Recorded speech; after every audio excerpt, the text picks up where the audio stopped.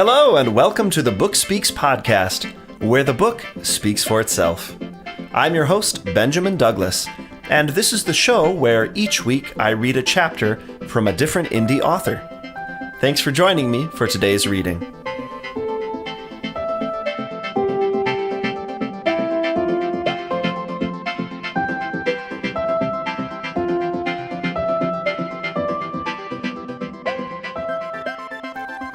Hi everybody, happy Friday, and thanks for joining me for episode number 25, the quartal episode of the Book Speaks podcast, where the book speaks for itself. As always, I'm your host, Benjamin Douglas. As always, I'm thrilled to be here with you today. Today we'll have an extremely short episode. My apologies if you were counting on a good long one.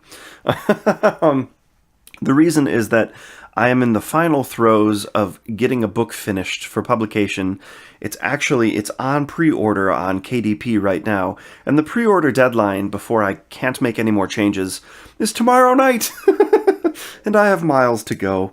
So we're going to have a very short episode today. If this is your first time listening, this is the show where each week I feature the content of a different indie author, typically by reading a chapter or similar excerpt from one of their books, and by speaking a little bit about how I found or encountered that author. Sometimes I talk a little bit about their genre or what they're doing, and on a rare occasion, just 3 times so far, we'll have an author interview, which has been a lot of fun. So I invite you to check out the backlist if you see any authors you're interested in, and to come back next week when things will resume some sense of normalcy. If you've been with me since the beginning, here in March of 2017, you'll remember that I've featured authors Michael Anderle, Patty Jansen, Timothy Ellis, Mark E. Cooper, Evan Pickering, Joseph R. Lalo, Izzy Shows, Alexa Kang, Jeffrey Poole, myself, Benjamin Douglas, Chris Fox, L. Casey, Elizabeth Ann West with an interview, Stella Wilkinson, Darren Wood, Alan Peterson, J.R. Nichols, Roberta Kagan, David Spiller, Jonathan Paul Isaacs, Boyd Craven III with another interview, L.L. McNeil, Hal Archer, and Wendy Terrian with the 3rd interview. I love this list of authors. There's nothing like doing a podcast and featuring writers to make you feel connected to this community of writers. Each and every single one of these people, even the ones who my only contact was a brief email exchange, I now feel closer to in a way that, not a weird way, but just a way that is difficult for me to explain because there's some sort of personal contact attached to the name now, and I've explored their work with you. Go back and check out that list if you heard any names you're interested in. It's great. One of the things I love about this show is the variety, not only across genre.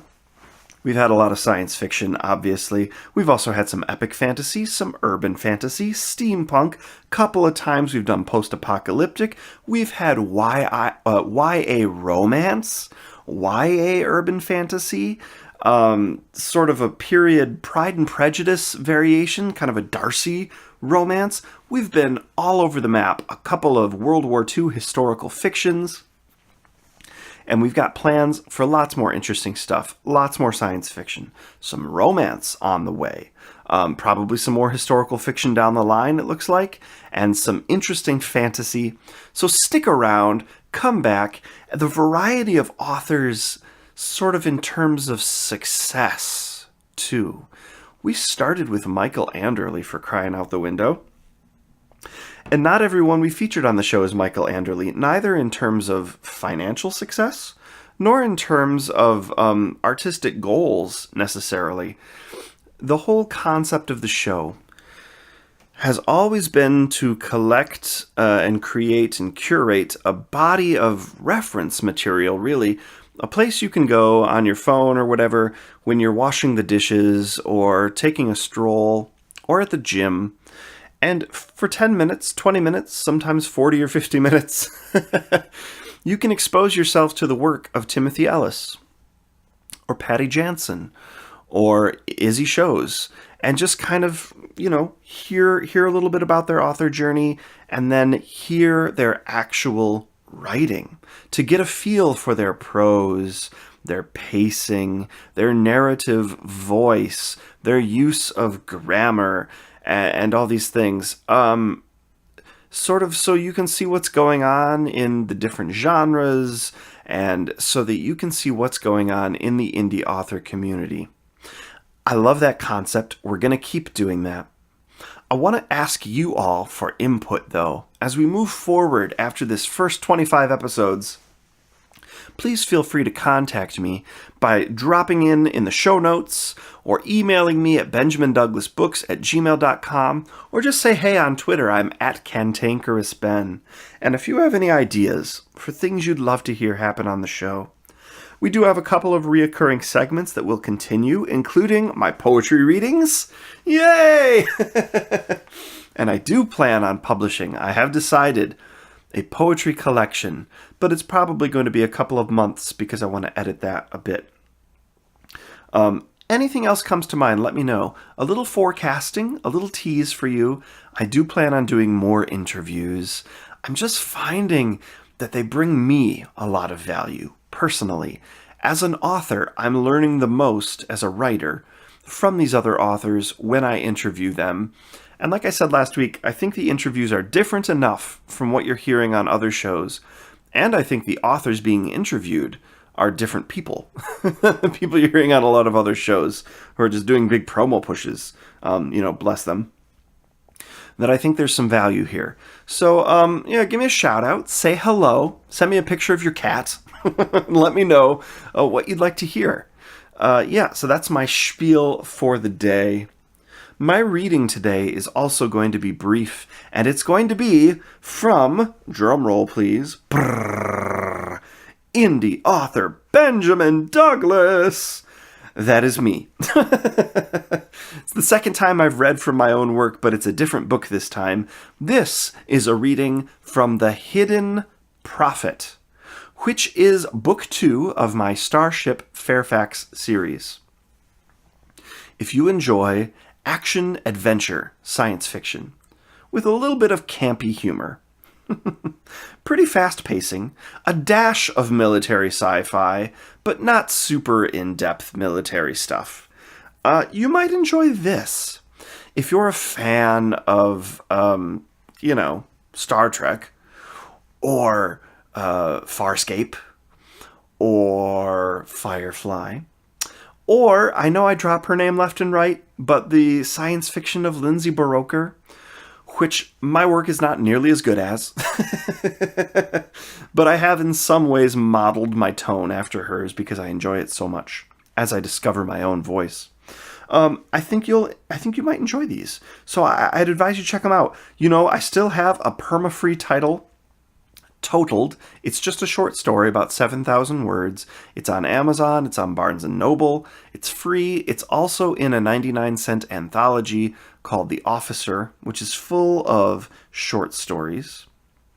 And I have a free short story called The Trials of Io that is only available if you sign up for my mailing list. And both of those short stories are prequels to Starship Fairfax. So, enough self-promotion. Shameless! And on to the reading. This is Chapter 2 from The Hidden Prophet, Book 2 of Starship Fairfax by Benjamin Douglas. I hope you enjoy it. Ada Xander ducked.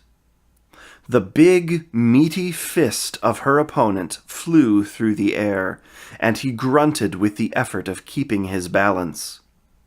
She stepped back. She couldn't dodge all day. Sooner or later, she would be out of room, and he would make contact. Voices jeered from all around.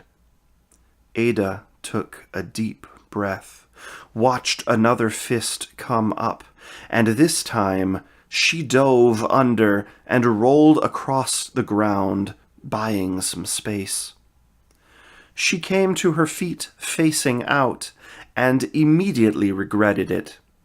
A wad of spit landed across her face. "Quit your running!" The man facing her from in the crowd was scrawny and hairy, and he yelled with wild eyes, wiping spittle from his chin. Ah, so he was the one trying to encourage her with a little extra hydration. Ada and her hulking opponent were ringed by a small crowd of some of the ugliest, smelliest, and meanest men in the system. I hate pirates, she thought. So why had she become one? Dad. Right. Eye on the prize, Ada. She turned in time to see the massive man lifting his arm once more and moving to close the few steps she'd gained. She began to pivot. "No, you don't!" A vice-like grip closed over either arm. That would be Spittle-Chin, doing his part to ensure a fair fight. His breath stank of rot. She turned her head, grimacing. Another meat fist came sailing down, this one aimed straight for her nose. "Sorry," she called over her shoulder. "What?" As hard as she could, she stomped down on his toes. His grip loosened. A quick elbow to his gut, and she was able to spin to the side. She might have encouraged him back to a standing position by grabbing his hair and yanking up as she spun. The meaty fist made contact, but not with Ada. The crowd broke out into a fresh round of jeering and cheering.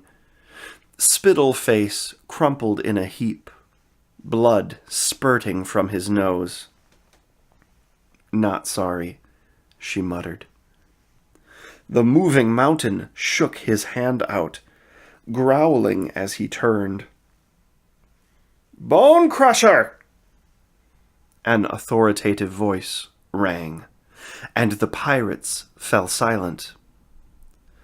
The crowd parted as the owner of the voice passed into the circle. She was almost as tall as Bone Crusher, her mouth set in a permanent, stern line, her hair tied back behind her head in long, gray strands. She nodded at Bone Crusher, and he stalked off. Then she peered down at Ada from under the brim of a tattered black hat. "You're all kinds of trouble, girl." Ada, still catching her breath, wiped the spit from her face. "Yeah, sorry about that." The woman made a face. "No, you ain't. Maybe you will be, though. Seeing as I can't trust you as crew, figure I may as well take the scraps, shipping you out as cargo instead." The woman spat on the ground. Horror seeped into Ada. "Carmen, no! I'll do anything!" "I imagine as you will, once they've broke you in." Carmen glared down at her. "Ain't no worse than you deserve. Bitch got a break before she can run with a pack." She stepped a little closer and lowered her voice. "Only, if you ever find your way out of the trade, don't you dare come back sniffing around here. This pack is one place you ain't never welcome.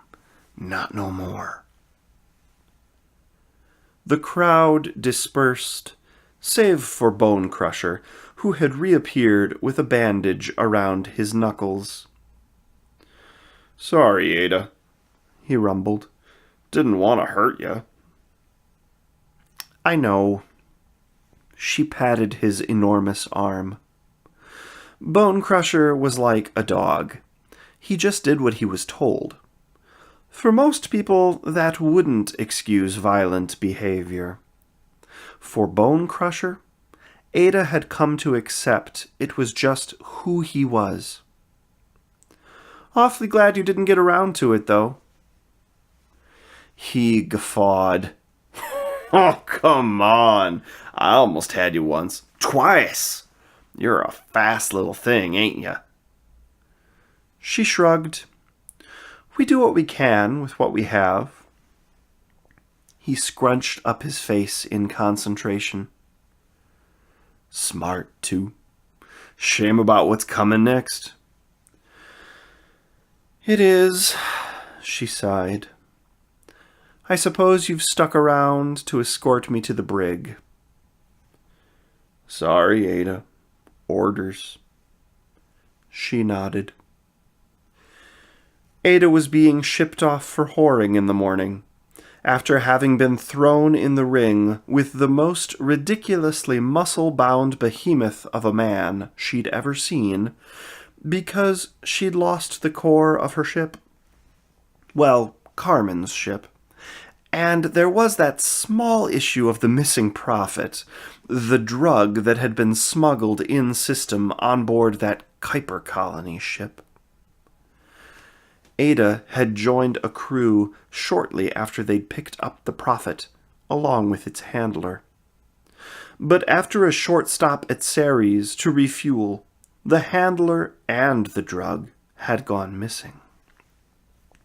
That pesky colony ship had shown up, and they'd taken the ship, thinking to find their runaway there, but no dice. The rat had clearly taken the drug and headed back to Mars to carve it up himself. The Colonials had somehow retaken their ship and stolen the core from Carmen's in the process. When Carmen scooped Ada up from Ceres' orbit a day later, they'd lost the prophet, the handler, the ship's core, and her commander. So, to put it briefly, Ada was on the naughty list. Funny thing was, Ada was a colonial herself. She'd only come in system searching for news of her missing father, and had fallen in with Carmen's crews first as a way to survive, then to blend in. Now, the choice was going to cost her. Been real nice flying with you, Bone Crusher said. They walked down a narrow corridor toward the brig. You too, Crush. You gonna manage to stay out of trouble without me around? He grinned again. Me? Stay out of trouble? What would I do without it? They had come to the door, and he gave her a gentle shove in, which meant she had to struggle to stay on her feet. Then he motioned for her to come back to the door. He squinted at her and tried his best to whisper. Enjoy your dinner, Ada. She frowned. Sure, Crush. Thanks. No! His eyes grew wide. I mean, enjoy it. He winked, obviously. Oh, okay. Whatever that meant. Like a dog, right? She returned the wink. I will, she said, knowingly. 5 minutes later, she was pacing her cell and had forgotten all about it. An hour later, she was digging into a bowl of hot mash when her fingers closed around a small, black device. She dug it out, wiped it clean on her shirt, and powered it up. A little holo console flared up, displaying options for keys, cutters, and small blast weaponry. "Oh, Crush," she smiled. "You shouldn't have." This concludes another episode of the Book Speaks podcast, where the book speaks for itself. Thanks for joining me, your host, Benjamin Douglas, for another indie author reading. If you liked what you heard, be sure to visit http://thebookspeakspodcast.wordpress.com for more episodes and for links to the author's website and the author's Amazon author page in the show notes. If you'd like to follow me on my own author journey, you can find me at http://benjamindouglasbooks.wordpress.com. And of course, if you're an indie author interested in having your work featured on the show, or if you're interested in discussing having your book read and produced by me as an audiobook, feel free to contact me at benjamindouglasbooks@gmail.com. Thanks for joining me today. I hope you have a productive and enjoyable weekend.